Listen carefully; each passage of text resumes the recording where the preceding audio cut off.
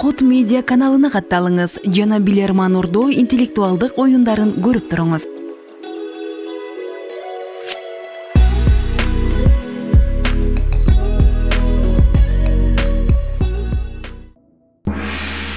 Assalamu alaikum, урматтуу телекөрүүчүлөр.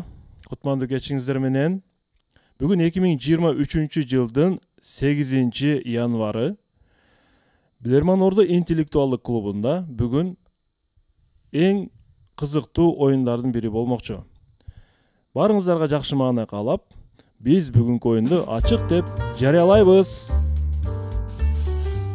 Ошентип биз 2022 жылды узатып алдык жана бүгүн биз 2023 жылдын башы жакшылыктар менен башталсын деп биз мынакей ушул жубайлардан түзүлгөн команданы чакырганбыз. Мына сиздер көрүп турган бул 6 катышуучу баары биздин ушул Билерман Ордодон таанышып баш кошкон Билерман жубайлар болуп эсептелет. Анда эмесе сиздердин назарыңыздарга мен бүгүнкү оюнчуларды чакырууну баштаймын. Демек бүгүнкү жубайлар оюнуна Арген Шерматов келген, тарых сабагынын мугалими, биздин клубтун мүчөсү жана Арген Шерматовдун колуктусу Гүлзада Арапбаева. Гүлзада Арапбаева биздин клубтун да мүчөсү, учурда студентка. Андан кийинки оюнчубуз Насирдин Ахунов, энергетик, биздин клубтун мүчөсү. Жана Насирдин мырзанын жубайы Нуржамал Сагынбаева, англис тили сабагынын мугалими. Кийинки катышуучубуз Элнура Бакытбек кызы, башталгыч класс сабагынын мугалими. Жана Элнура Бакытбек кызынын жолдошу Нурсултан Акылбек уулу. Мына ушул жубайлардан куралган команда бүгүн биздин ордодо. Демек бүгүнкү бул команданы башкаруу милдети Нурсултан Акылбек уулуна жүктөлгөн.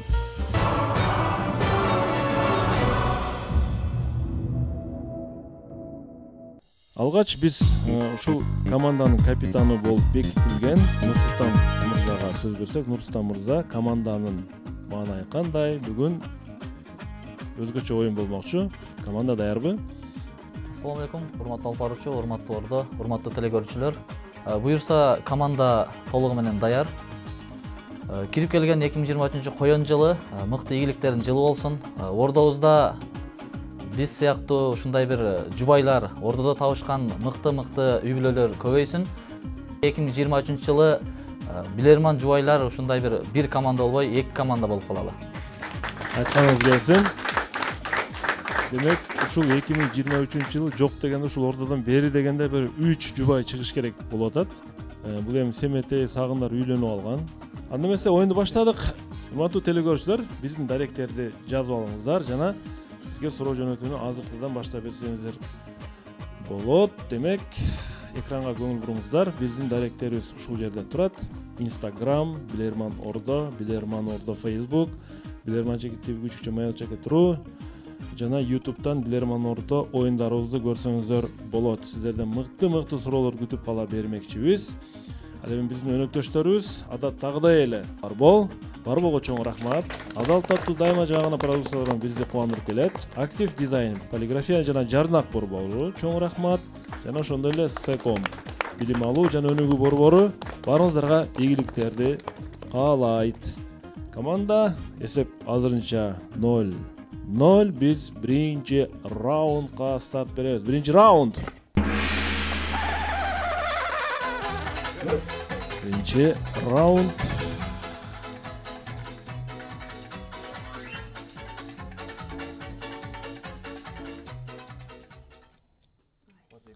Тынчтык Кубатбеков, биздин телекөрүүчү, Кытайдан өзү түзгөн суроо экен бул. Өзүнүн чыгармачылыгы, өзү ойлоп тапканбы, өзү китептерин окуганбы, айтор суроо дейт. Дагы бир жеңиштен кийин Марин Белдоро дейт. Жазып алсаңыздар болот. Марин Белдоро волейбол командасынын оюнчулары тренеринен эми ким менен мелдешебиз деп сурашат.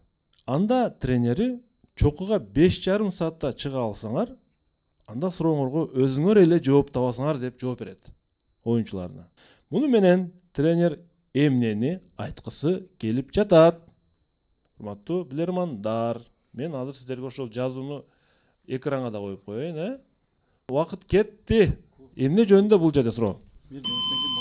Бул клубтун аты болот да, волейбол. Ошо чоң менен кайсы бир команданын волейболда команданын аталышы окшошпу да? 5,5 саатта да илмек. Эверест деген бир клуб бар. Эверест балким ошол жакта Эверест жайгашкан жердеги. Бирок Эверестке 5,5 саатта чыгабы? Гималай. Баягы Түркияда турлар болчу. Эң алыс эмес 5,5 саат.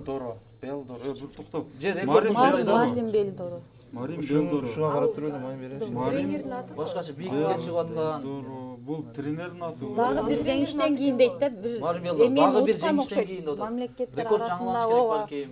же дүйнөлүк эмени 5,5 утканда сааттан кийин жанагы айга конгондо Мындайча бир логика ушул эле болуп атат да. Мисалы баягы 5,5 саат чыгып атат. Бийиктиктеги нерседен изделчи, бийиктикте нелер бар. бирок бийиктикте Эверест Эверест бар. эң бийик шаркыратма. Эверест деген эме болушу да мүмкүн. Мисалы волейбол клуб менен. волейбол клубу болушу мүмкүн, бирок 5,5 сааттан байлап көрөлү. үстүн 8848 метрге 5,5 саатта чыгыш 8848 метр.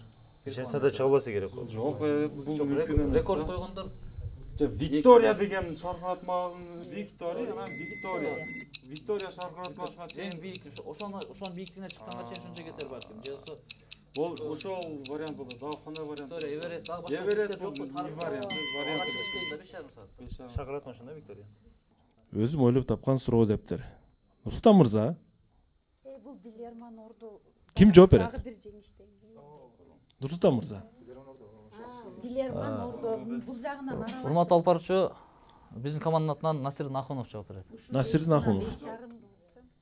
Урматтуу алып баруучу, биз буга чейин логикага басым жасап көп эме варианттар чыгардык. Мисалы Эверест деген волейбол клуб болушу мүмкүн. Эверест деген волейбол клуб болса, ошо менен ойношу мүмкүн. Логикага сала турган болсок 5,5 саатта чыгыш керек. Анан Виктор жеңиштен кийин десе, бул Виктория деген шаркыратма бар. Ошо чыгыш убактысы 5,5 саат болушу мүмкүн. Бирок качан гана биз ушул акыркы секундада Билерман Ордо деген мындай версия келди бизге. Себеби дегенде бул тамгаларды мындай аралаштырып койгон экен да. Мисалы ушул сөздөн Билерман Ордо деген сөз келип чыгат да. Билерман Ордо деген сөз келип чыгат. Ооба. Суроонун өзөгүндө 5,5 саат эмнеге айтылып жатат анда? Чокуга 5,5 саатта чыгасыңар.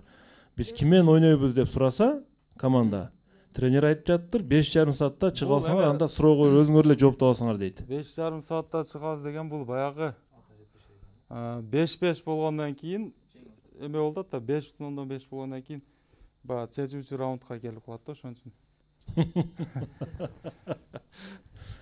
Акыр мисалы мындай версия да болот, урматтуу алып баруучу, логика бул 5,5 саат балким Бишкек менен Сюанчжоунун учактагы аралык убактысы ошондой болушу мүмкүн. Тынчтык мырза менен биздин аралыгыбыз 5,5 саат учак менен ушундай убакыт болушу мүмкүн.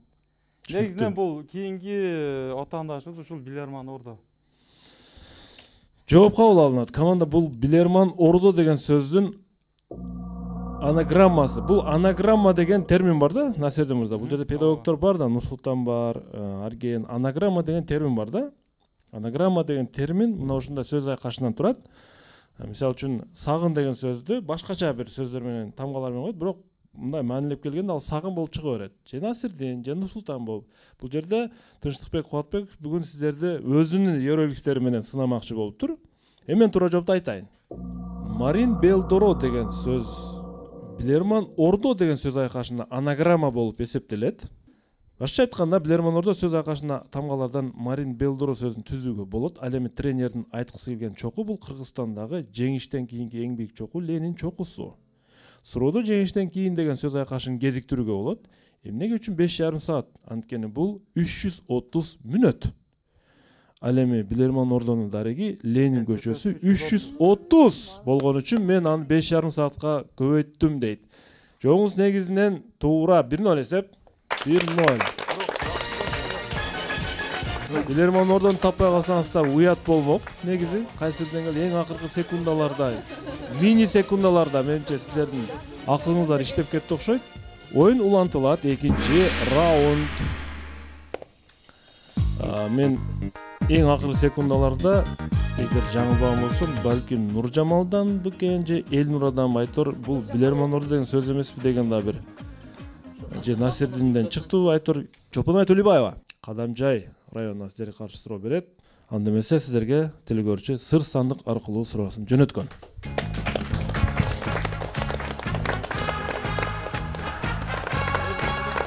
Сырдуу сандыкча. Сырдуу сандыкча. Аргендин жана бул жерде жубайлардын ортосунда турат. 6-чы туюу сезими кимде кандай экен? Мен биринчи Аргенден сурайын. Арген мырза, кандай предмет бар деп ойлойсуз? Катуу жебей турган нерсе болуш керек. Катуу жебей турган. Гүлзада? Менде да ошондой катуу деп ойлойм. Шепке кошобуз. Сиз да Аргенди туура деп, туура айтып атат деп ойлойсуз? Ооба.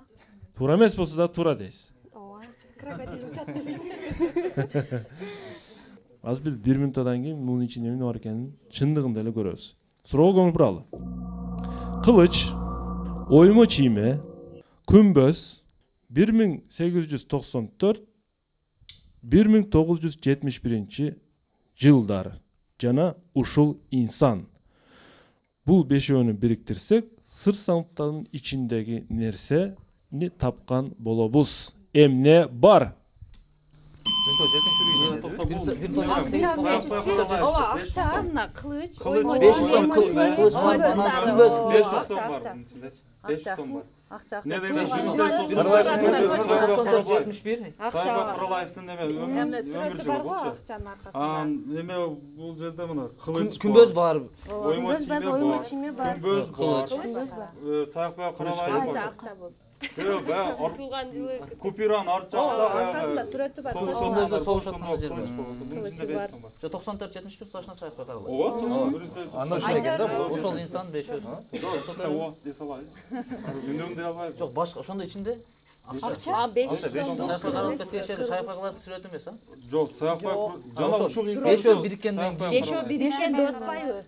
Акча эле точно. Могу 5-син айтпай коюптур да, ушул нерсени табыш үчүн 5-син айтпай коюптур, ошо нерсени топсок уже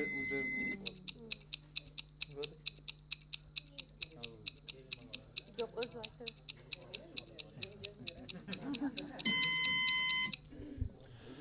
Нурсултан мырза. Команданын атынан Насирдин Махунов үй бүлөсү жооп берет.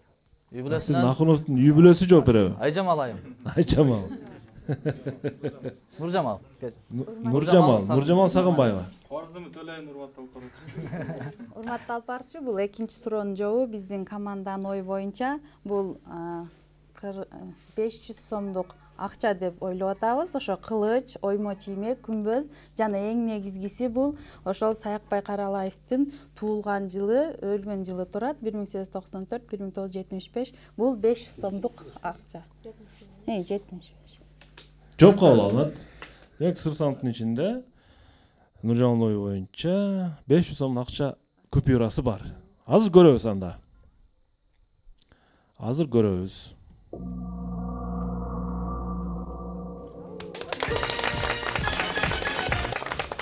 Туура жооп табылды, жооп туура. Эсеп 2-0. 3-чү раунд.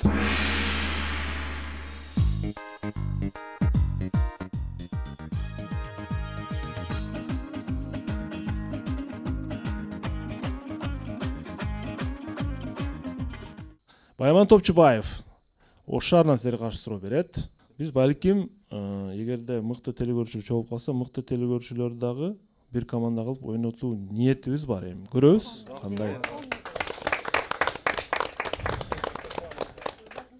Мыкты телекөрүүчүлөрдөн бир команда түзүлсө, балким билермандар аларга түз каршы ойношу мүмкүн. Ушул жерде туруп эле. Ар бир билерманды биз бирден суроо бердирип көрөбүз. Алар ошо кандай оюн процесси кандай болушун, жооп табуу кандай экенин алар өз жон териси менен сезип көрөт. Мен суроону окуйм анда. Бул нерсенин экзотикалык түрлөрү үчүн бүгүнкү күндө бычактар, үлүлдөр жана уулуу эмес жыландарды колдонушат. Демек бул экзотикалык түрү бизде эмес. Негизи бизде дагы бар бул нерсе, бирок бизде мына жогоруда айткан экзотикалык түрү колдонулбаса керек деп ойлоп атам мен. Эми урматтуу билермандар, сиздер ушул нерсенин атын француз тилинен кирген сөзү менен айтыңыздар. Бул французча аталат. Биз азыркы күндө да француз тилинде сөзү менен айтабыз. Бул эмне? Кетти минута. Жыттага дешет го, атыр патыр деген. Бычак, үлүл, жылан. Экзотикалык. Бычак, үлүл, у эмес жылан. Өнөр көргөзгөндөрдүн аталышы андай эмес, а? Жок. Бычак менен чыгып алып туруп үлүл, У эмес жылан. Жалюзи Жыланда эмне кылышы жыландын уусу мүмкүн? үлүл, бычак, Дары жасайбы? бычак кесилет, үлүл да бар. Жок жылан. только у нерсеге Же косметический каражат кандайдыр Каражат, үлүлдүн эң көп кремби, тиши бар балким, ошол сыяктуу нерсе келбейби? бычак да? Үлүл. бычак медицинада крем неме. Үлүл. Же косметика же медицина экөөнүн Жок, биринен. медицина француз сөзү эмес. Медицинанын Косметикадан ичиндеги деле эмнечи? терминдерчи? Ошо термин бир французча. Бычак, үлүл, үлүлгө окшогон буюмдар жок. Үлүлден дарыл айтпай жанагы. Неде пудрага окшогон. Үлүлдүн сырты болот, жыландын терisi болот, бычактын сала турган нерсеси бар, ошондой шарт эмеспи? Уусуз жылан деп. Уусу. Уусуз жылан деп эмне колдонот? Сүрөткө түшкөндөн бери. Сүрөткө түшкөндө Жок. цирктерде колдонуш мүмкүн. Бычак деле сиркте колдонулат бирок. Деп ойношот Цирк, да. үлүл, Бирок Экзотика деп атат да бирок. экзотикалык түрлөрү атат. Экзотика. Сирк деген сөз французча. Французда сөздөрүн айтып көрөлү, эмне бар дагы башка? Косметика бар. Косметик. Косметик. Экзотикалык түрү. Нурсултан мырза, эмне жөнүндө сөз болуп жатат? Французча сөз таба албадык. Команданын атынан өзүм жооп беренге аракет кылып көрөйүн. Экзотикалык жылан, бычак, үлүл ал французча сөздөрдөн келип чыккан. Кыргызчасын айтсак болобу же французчасы? Кыргызчасын которуп алган болсоңуз айтып көрүңүз. Айтып көрө бериңизчи, мейли, айтып көрө бериңизчи, балким кыргызча котормосу бардыр. Болушу да мүмкүн кыргызча, бирок биз көбүнчө ошол француз тилинен келген сөз менен айта беребиз да. Жанагы сахнага чыгып өзүнүн өнөрлөрүн тартуулашат. Мисалы үчүн бир уядан чыгып циркте баягы бычак менен өзүнүн өнөрүн көргөзөт, ичине таштайт, жылан, уусуз жыландарды көргөзүп, ошол цирктеги кандайдыр көрүнүш жөнүндө сөз болуп атат окшойт. Фокус сыяктуу жана фокусник дегендей. Көз боемочубу? Көз боемочу. Ошентсек болобу? Ошол үлүл уясынан чыгат, жылан өзүнүн терисин таштайт, бычак деле кандайдыр бир өзүнүн идишинде болот дегендей. Демек сиз көз боемочулук, сыйкырчылык жөнүндө сөз болуп атат деп ойлойсуз, а? Бир термин. Жооп кабыл алынат. Ордодон биринчи варианттарды сурап көрөйүн. Кимде кандай пикир бар? Эмненин экзотикалык түрү жөнүндө сөз болуп жатат? Капар мырза, Сагым мырза, Алишер, Данияр, жок эч кимде. Мен анда туура жообун айтайын. Бизде кеңири таралган бул кызмат көрсөтүү түрүнө кирет. Урматтуу команда, кызмат көрсөтүү түрүнө кирет. Нуржамал бир кичине мындай жакындашып барып, кайра команда мындай ошого маани бербей койду. Мисалы үчүн Нуржамал айтат, бул косметика эмеспи депчи. Косметика эмес, бирок маселе массаж жөнүндө. Урматтуу билермандар. Кытайда массаж үчүн 10 дюйм өлчөмүндөгү бычактар колдонулат. Ал эми Израиль, Европанын айрым өлкөлөрүндө уулуу эмес жыландар аркылуу массаж жасоо ыкмалары колдонулат. Мындан сырткары алар үлүлдөрдүн жардамына таянышат. Себеби үлүлдөрдүн терисинин алдындагы былжыр курам терилер үчүн аябай пайдалуу болот. Жана ушуну массажисттер экзотикалык массаждын түрү деп айтышат. Адаттан сырткаркы массаж жөнүндө сөз болду. 2-1 эсеп. Байман Топчубаевди куттуктайбыз. Ош шаарынын тургуну телекөрүүчү тарапка 1 упай алып келди. Бул телекөрүүчү 4-чү раунд. Урматтуу телекөрүүчүлөр, суроо жөнөтүп уланта бериңиздер.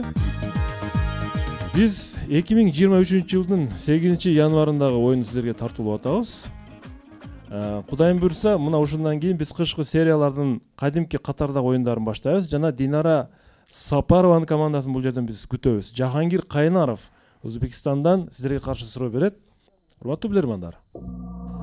Белгилүү өзбек адабиятчысы Шукурулла Юсупов өзүнүн чыгармаларынын биринде аны ысытылган ашка окшотот. Аш деп өзбек туугандарыбыз кадимки палоон айтышат. Биз дагы кээ бир учурларда аш деп эле сүйлөйбүз. Isıtılgan aşты жесең, ач калган кишинин курсагы тоюшу мүмкүн. Бирок, баары бир ал казандан жаңы салынган ысык аштай болбойт, Нурсултан, туурабы? Казандын капкагын көтөргөндө анын буркурап урулган жыты, зире жыттанган жыты бул таптакыр башка нерсе дейт. Демек, чыныгы аштын даамы каякта, ал эми кырмычыгы менен кошо ысытылган аштын даамы каякта. Экөө салыштырып болбойт. Эми сиздерге суроо. Шукурулла Юсупов бул мүнөздөмөнү жазуучулардын кайсы эмгегине карап берип жатат? Кандай эмгегине карап ушундай мүнөздөмө берип жатат? Минута кетти. Урматтуу алпарчы, мүнөттөн мурда жооп даяр. Угабыз, Нурсултан. Бул суроого өзүм жооп берүүгө аракет жасап көрөйүн. Жазуучулардын даяр бышырылган аш баары бир өзгөчө, оригиналы. Оригиналдуу бышырылган аш, андан кийин ысытылган аш бул жазуучулардын өзүнүн эмгеги, чын дилден жашаганы. Анан экинчиси котормо, башка элден которуп жазып чыккан эмгектери. Ошол жазуучуларды ошентип ушуга салыштырган. 3-1 эсеп жооп тура. Бул кадимки кайсы бир чыгарманын которулганын жана анын оригиналын салыштырып атат. Котормонун же болбосо өзүнүн тилинде жазылган чыгарма баары бир оригиналдуу болуп тура берет дегендей сөз. Мисалы үчүн ыйык Куранды арабча окусаң башка маани, анын котормосун окусаң бир аз башкачараак маани чыгат дегендей мааниде. Команда 1 минута үнөмдөй алды. Муну керектүү учурда, каалаган учурда пайдаланса болот. 5-чи раунд.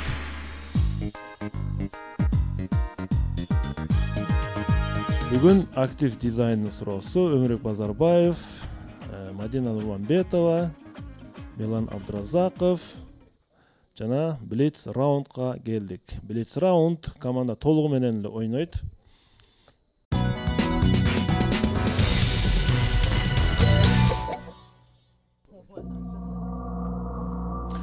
Азизбек Рахмидин уулу Кадамжай районунун сиздерге каршы Блицтеги биринчи суроону берет. Бир мезгилдерде Италияда кымбатчылык болуп, аябай кымбатчылык болгон дейт. Айрыкча материалдардын шайы, кездеме жана ушул сыяктуу ткандардын баасы аябай көтөрүлүп, мейманканаларда мейманкана кызматкерлери кардарлардын эрте менен уйкудан 6-да туруусун суранышкан.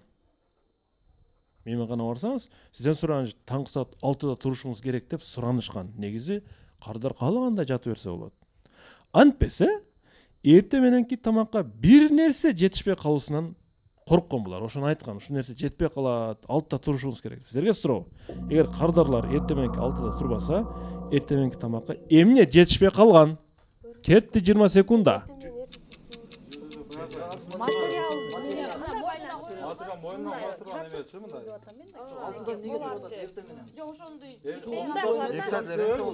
Жок, алтыда тургузган себеби булар тургузуп туруп жанагы пастелден эмесини жууш керек да, эртерээк кургатыш керек кийинки мейманга чейин. Балким ал эрте тургузган тамагы 20 секунда бүттү.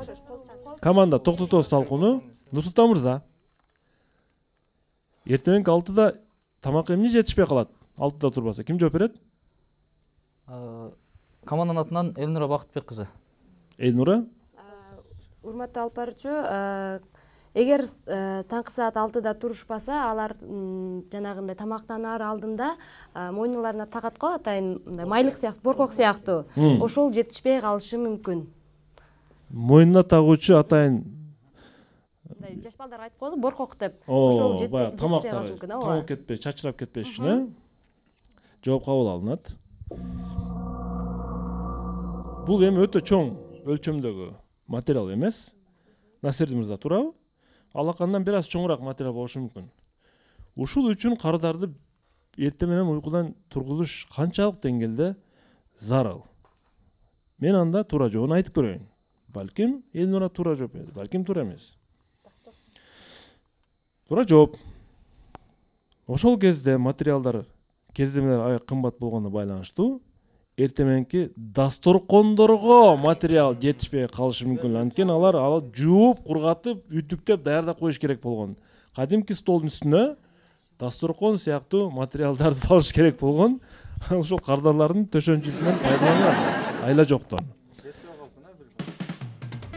Кичинерээк, бир аз кичинерээк ойлонуп койдуңуздар. Кененирээк ойлонсоңуздар ушул столго жетмексиздер. Балким стол талкууда бар беле, жок беле билбейм. Үлес раунд ушул жерден токтоду. Тилекке каршы эки телекөрүүчүнүн суроосу калып калды. Жана ушул 20 секундалык суроонун эсеби менен телекөрүүчү тарапка 1 упай кошулат. Рахмедин Азизбек уулу телекөрүүчү тарапка 1 упай алып келди. Азырынча эсеп 3-2. Лермандар дагы да салды да биз 6-чы раундга старт беребиз. 6-чы раунд.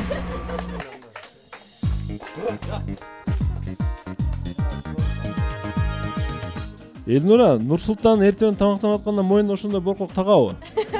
Жок, эми Италия десе ойлодук да биз. Ал такпайт андай. Дасторкон салабыз бирок.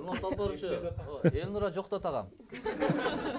Көйнөгүм булганып калса эч кимди уруша албайм дагы, кайра кийип кетиш керек, ошон үчүн тагып алам эртең. Бүгүн барып кечки тамактанып бир тагып көргүлөчү.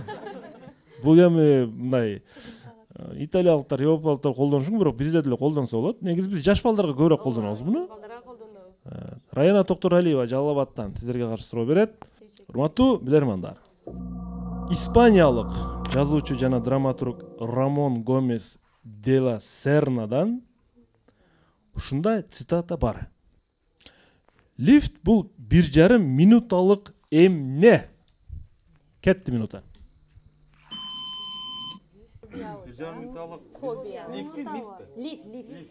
Лифт. Ошо 1,5 минутта ичинде кандай сезет? Может, фобия корккондор үчүн же коркуу, же жер Бул жалпылап айтат да. Ошо. 1,5 мүнөттүк учуу эмес, а? Балким 1,5 мүнөттүк учуу десе деле болот. Кыял учуу. 1,5 мүнөттө эң бийиктеги жерге жете алабы? Эс алуу үчүн, эс алуу. Эс албайт да лифтте же эс Жок, албайт. сен өзүң эс аласың да лифтте. Дагы варианттар, дагы эмне 1,5 минут. 1,5 мүнөттүк түрмө балким. Түрмө, тозок десе Каманын түрмө ичинде десең деле эчкиси болот. жок, күн жок. Варианттар өтө көп да. Түрмө десең да туура келе берет. Испания Дела Сернанын вариантын жазуучу, Рамон Гомес делес. адабиятчылар. Жок, 1,5 минуталык Чын ал жерге түшкөндө сөз коркосуң, мындай. Лифтке Идея жок, идея. коркуу деле болот да, мисалы. Кыял, Түрмө мисалы, десең идея кыял. Ойлонуу идея кыял да. Жок, бул мына жалпылап.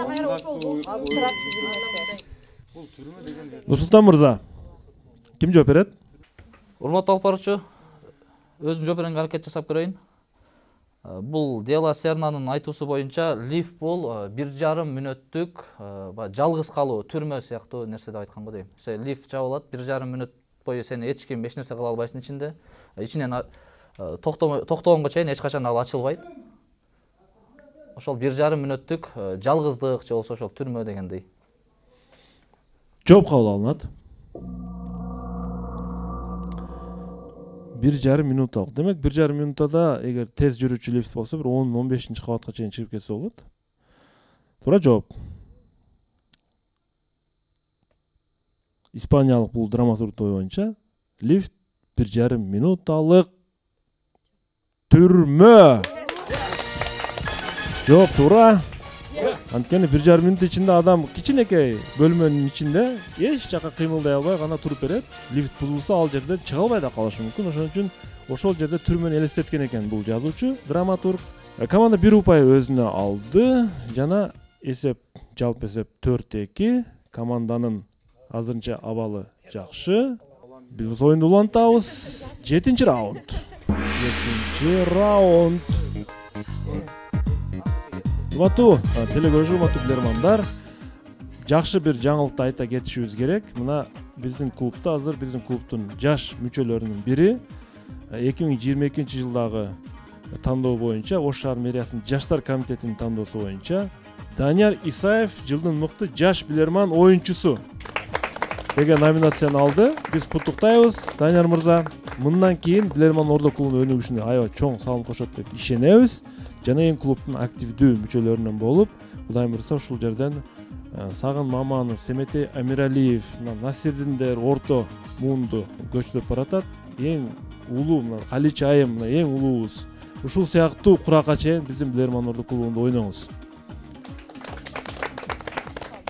Сиздерге каршы Кара Балта шаарынан Фархиддин Райымбердиев аттуу телегөрчү суроо жөнөткөн. Мен суроосун окуйун. Урматтуу билермандар. Негизи метролор адатта биринчи кайсы бир мамлекеттин борбор шаарына курулат. Мисалы үчүн Ташкент, Москва, андан кийин Санкт-Петербург, мисалы үчүн. Экинчи же үчүнчү шаарга биринчи курулбайт да. Ал эми бул шаарда метро биринчи курулган. Борбор шаары эмес, бул шаарда, ошол өлкөнүн бул шаарында метро биринчи курулган. Керектүү маалда иштейт, кереги жок убакта ал токтотулат. Кайсы бир убакка чейин, урматтуу билермандар, кайсы шаардагы метро жөнүндө сөз болуп жатат. Океанда жайгашкан шаар эмеспи, мисалы, Сун түгүнөн кетпейби? Океан түгүнөн өтпөйбү? Анкарадан Венецияда жок болушу керек. Азыркы чейин иштейт. Океания мамлекеттердин бирөөсү балким. Адам көп бир сезондо келе турган мындай туристтер келеби же бир нерсе өтө турган чемпионат, бир мелдеш өтө турган жерде курулабы. Биринчи пайда болгон деген да суроо болду. Ошо сезондо иштеп, анан токтоп турат. Метролор Бул мисалы Анкарадан мурда Стамбулдан курулган болушу мүмкүн, бирок баягы азыркыга чейин иштейт да, керектүү маалды өчүп эме токтойт. башка Европа туристтик өнүккөн жакшы берип атат. Израиль, Тель-Авивден мурда Иерусалим, Кудус. Тель-Авив, Испания, Риядтан мурда Меккеде салынды. Меккеде бар жок? Фархиддин, балким өзүнүн кесүүнө байланыштуу спартакиадалар бар, чемпионаттар болгондо бул өзү жана карате ошондой кунг-фу бир нерсе менен машыгат. Жайда иштеп, Суроону мындай толук мындай түшүндүрүп Кайталап туруп убакыт алалы. 1 минут алайбы. Жок, буларды Ташкентте кылдым. Башка. Нурсултан, Урматтуу алып баруучу, суроону бир кайталатып үнөмдөгү убакытты алабыз. бир кайталанга мен акым бар, жана экинчи кайталабайм.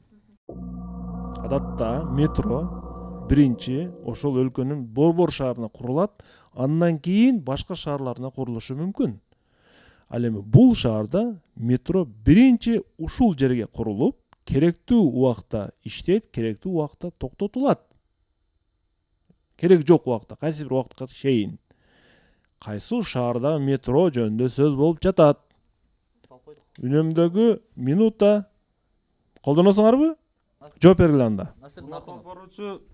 Урматтуу алып баруучу, мен оюмча бул Анкарадан мурда Стамбулда же болбосо Тель-Авивден мурда Иерусалимде деп ойлондум, бирок керектүү убакта бул сезондук метро болсо бул борбор шаары Эр-Риядта эмес, Сауд Арабиянын борбор шаары Эр-Риядта эмес, ажылык сапар мындай башталганда Жиддада балким ушул метро ишке салынган болушу мүмкүн. Бул жагы тобокел алып барчу. Эмне үчүн ал шаарда метро курулган деп ойлойсуз? Себеби ажылык сапарга барганда ошол убакта Курбан майрамда ажылардын саны миллиондон мындай канчалаган миллион болуп кетет да, ошого мындай метро керек болуп калат. Жер үстүндө Керектүү учурда иштеп, кереги жок учурда токтотулган метро бул Сауд Арабиясындагы ажылык убагындагы метролор. Жидда, Мекке, Медина шаарларына жүрүүчү метролор, урматтуу билермандар. Булар ажылык убагында 1 ай иштейт, калган учурда токтойт. Ал эми башка өлкөлөрдөгү шаарларда биринчи борбор шаарга курулат экен. Мына ушул жерден эсеп 5-2 жана команда бул суроонун жообундагы туура тапты. Команда жакшы абалда азырынча. Жубайлар жакшы эле баратышат. Биз оюнду улантабыз. 8-чи раунд.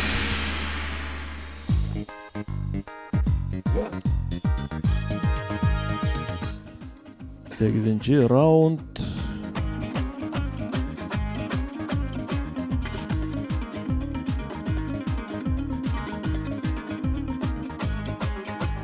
Секом суроосуна келдик. Демек, бул суроонун демөөрчүсү Секом Мирлан Абдыразаков. Аксы район тургуну, кесиби боюнча архитектор. Команда тапса командага кыйгарылат 1000 сом, команда таппаса телекөрчүгө кетет. мониторго көңүл буруңуздар. Сиздердин назарыңыздарга Япониядагы кайсы бир кесиптин ээлерине сиздер көрүп турган түрдө экзамен бар. Ушинтип сынак алышат. Экзаменде кадимки эле оригами жасашат. Сиздер көрүп турасыздар. Бирок ушул жердеги кагаздын узун туурасы болгону 1,5 сантиметр гана. Андан чоң эмес. Сиздерге суроо.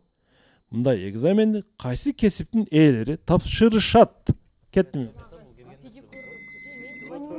Маникюр эмеспи? Сыртын кесип албаш үчүн. Ооба, карасаңар мына пинцет менен бирдеге менен. Жок, маникюрда да ушундай иш. Хирургтар эмес. Хирургтар деп дагы биз ушундай суроо. Медицинада болушу мүмкүн. Медицинада атайын ушундай 1,5 Өтө эле кыска. Карасаңыз, эни 1,5 1,5 экен. сантиметр деп атат, а? Бул баягы жүрөк кан тамырлар мисалы майда болот го, ошол нерсени мындай аярлап мамиле кылыш үчүн болушу мүмкүн. Мисалы өтө эле карасаңыздар. Жок, түздүү кандай учур болуп атат.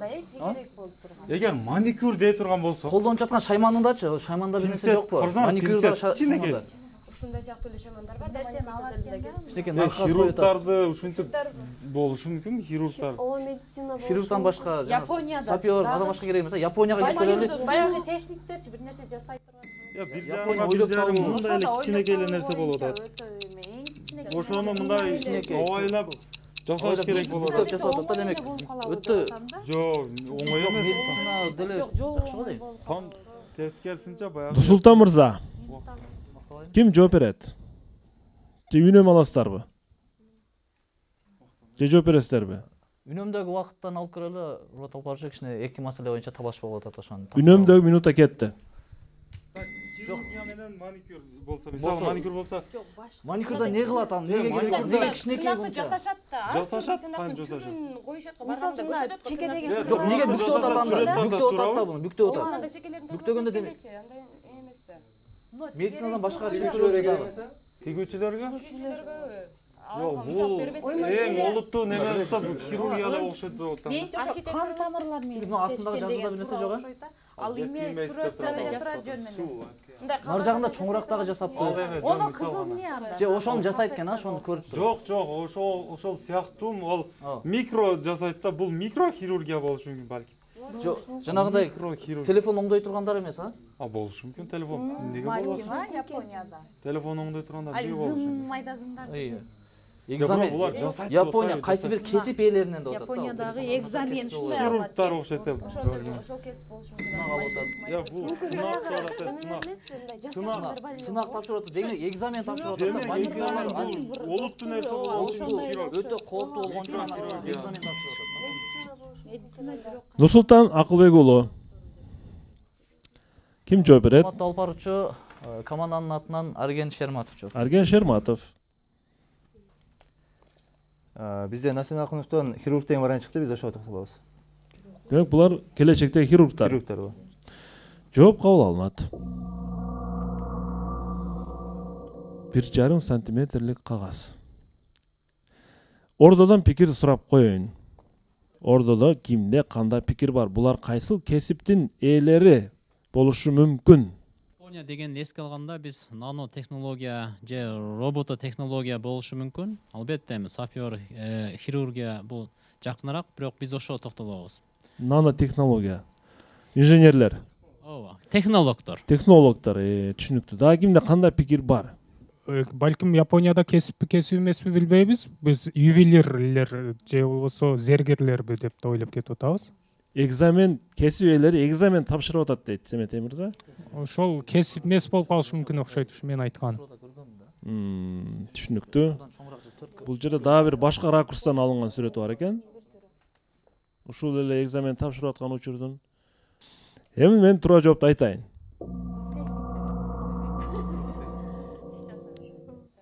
Бул 1,5 сантиметрге барабаган кагазды нары бери текшерип ордунан башка орунга жылдырып жаткан булар келечектеги хирургтар.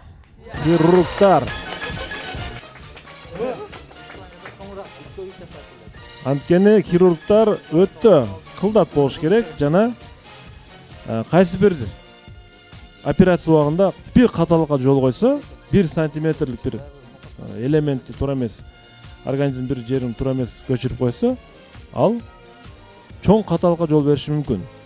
Бул жерде мына мен оюма хирургия деген себеп мына баягы чоң үлгүсү турат, анын кичинекей макетин жасатат. Бул балким микрохирургия деп биздин Кыргызстанда Иса Охунбаев деген кардиохирург болгон экен. Ал мындай мен билишим боюнча анын колдору чоң, мындай алакандары чоң болгон экен, бирок ошентсе дагы кичинекей майда тамырларды ушинтип операция жасаган экен да. Ошондон оюма келди. Болушу мүмкүн. Дагы мисалы үчүн Европанын кайсы бир өлкөсүндө болочокто хирургдарды кадимки жүзүм барго, жүзүм менен да сынашат. Анткени алар ошол жүзүмдүн суусун чыгарбастан тигиш керек болот. Элестетсеңер, жүзүмдүн суусун чыгарбастан тигиш керек. Тамчылатпастан. Мынакей келечектеги хирургдар ушулар. Демек, урматтуу телекөрүүчү, урматтуу билермандар, бүгүн жубайлардан куралган команда 6-2 эсебинде телекөрүүчүлөрдү жеңишти. 2023 жыл Кудайым буйруса мына ушундай жакшылыктар менен башталган болсун. Клубда береке болсун. Жубайлардын үй бүлөсүнө берекелерди каалайбыз. Мына оюн болсо жыйынтыкталды. Биз болсо мына оюнду күзөтүп турган клубтун магистрлерине бир 2 магистрибиз бар бул жерде, Сагын жана Семетей. Каличайым клубтун улуу өкүлү катарында өзүнүн пикирин айтып койсо болот. Бүгүнкү оюн тууралуу сиздерде кандай ой пикирлер бар жана кимдер активдүү катышты бүгүнкү оюнда? Жалпы бардыгын бүгүнкү мынагу түгөйлөр командасын бүгүнкү жеңиш менен куттуктайм. Булар дагы бир жолу бир нерсени даңазалап айтып кетишти, белгилеп кетип атышат өздөрүнүн оюну менен. Демек, үй бүлө бул мамлекеттин ячейкасы деген нерсени да.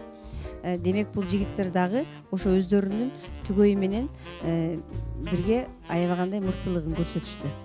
Ылайым дайыма кандай иштер болбосун ушундай бирге аткарып жеңиштерге жетип жүрө бериңиздер. Кимдер мыкты болгонун магистрлар айтып кетсин, мен магистрлерге калтырам. Матал баруучу, биз жакшы оюнга күбө болдук. Куттуктайбыз, азаматсыңар. Биз дагы ушу жеңишти күткөнбүз. Дайым ушул түгөйлөр ойногондо мен адашпасам быйыл ушу 3-чү жолу ойноп аткан болуш керек.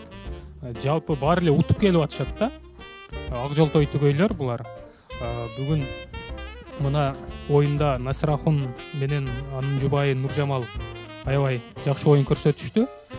Көпчүлүк суроолорду ушул эки жуп тапты деп айтсак болот. Анан Нурсултан мырза эскертип кеткендей, ушул Билерман Ордодо ушундай жубайлардын саны көбөйө берсин.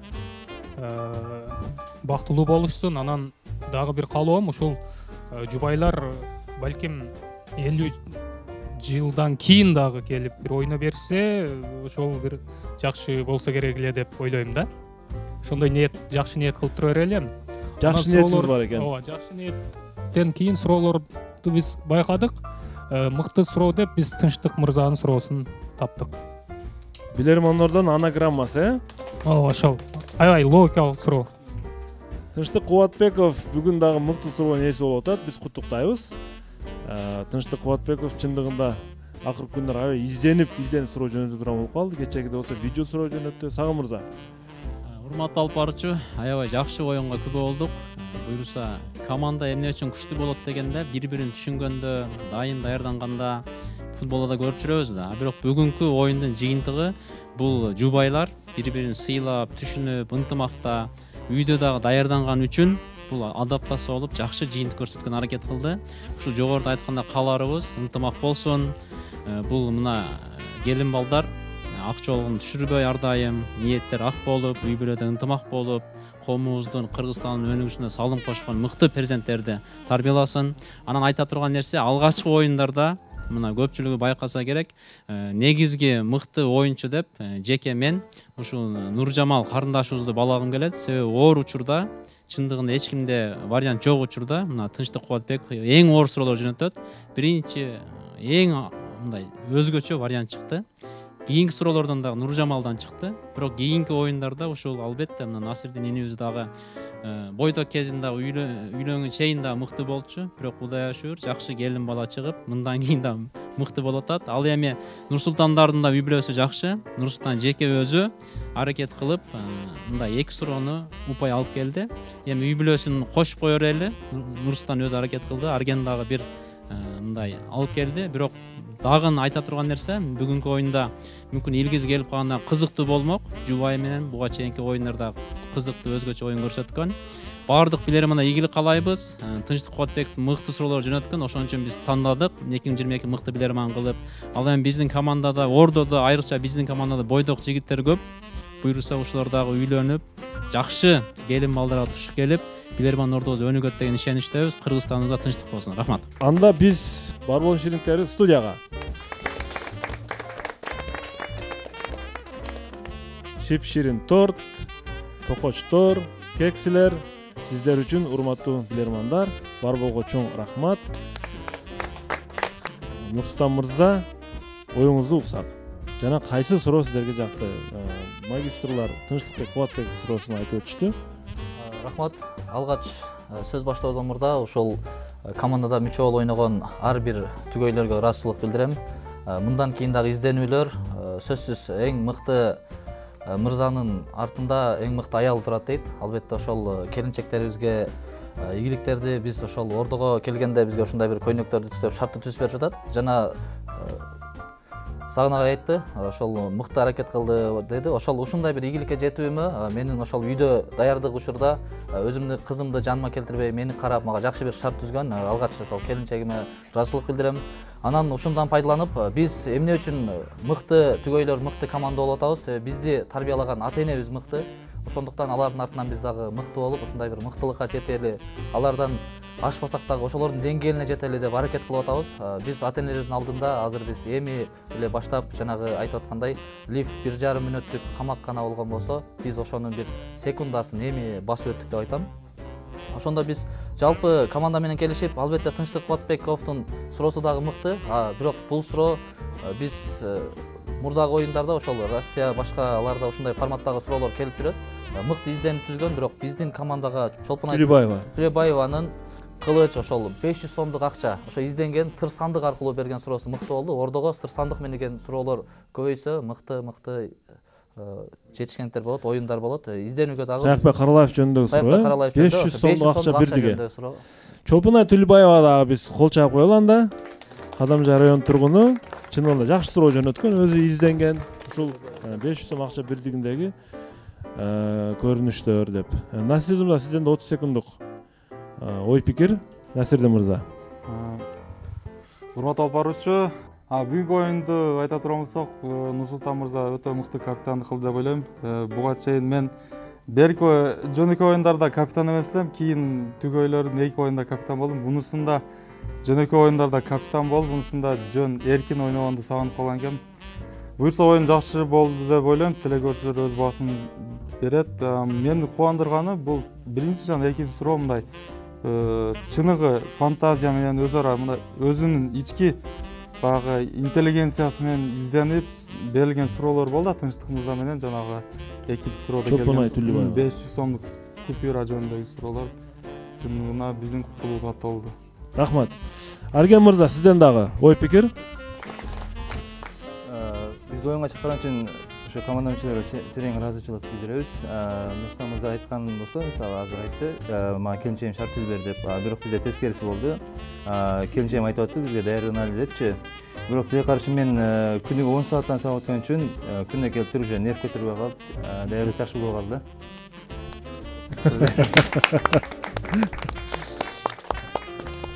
Кээде аял кишинин да сөзүн угуп коюу бул ийгиликке жетелип коюшу мүмкүн. Чындыгында жубайлар бири-бирин колдоп кубаттагандык бул үй бүлөдөгү берекенин негизи. Ошон үчүн барыңыздарга биз ийгиликтерди каалайбыз. Демек мен мындай эле айтайын, анда Чолпон Төлөбаева менен ошол Тынчтык Кубатбековго биз актив дизайндын акчасын буларга ыйгаралы. Ал эми ошол Секомдон акчалай сыйлыгын бул команда өзү утуп алды. Ошол жанакы Япониядагы хирургдардын экзаменине коюлган суроо болчу. Биз ушул команданы демек куттуктайбыз. Анда урматтуу телекөрүүчүлөр, ушуну менен биз бүгүнкү мына түгөйлөрдөн куралган команданын оюнун көрдүк. Баарыңыздарга чоң рахмат. Бизге суроо жөнөткөн телекөрүүчүгө 2 телекөрүүчү гана бүгүн телекөрүүчүлөргө упай алып келди. Калган телекөрүүчүнүн суроолорун команда тапты. Ал эми ойнотулбай калган телекөрүүчүнүн суроолорун биз сөзсүз түрдө кийинки оюнда ойнотобуз. Анда эмесе, урматтуу телекөрүүчүлөр, урматтуу билермандар, биз ушуну менен бүгүнкү оюндун соңуна чыктык. Кайрадан көрүшкөнчө аман болуңуздар. Билеги күчтүү бирди жыгат, билими күчтүү миңди жыгат. Окуңуздар, дагы бир жолу окуңуздар. Ассаламу алейкум, көрүшкөнчө.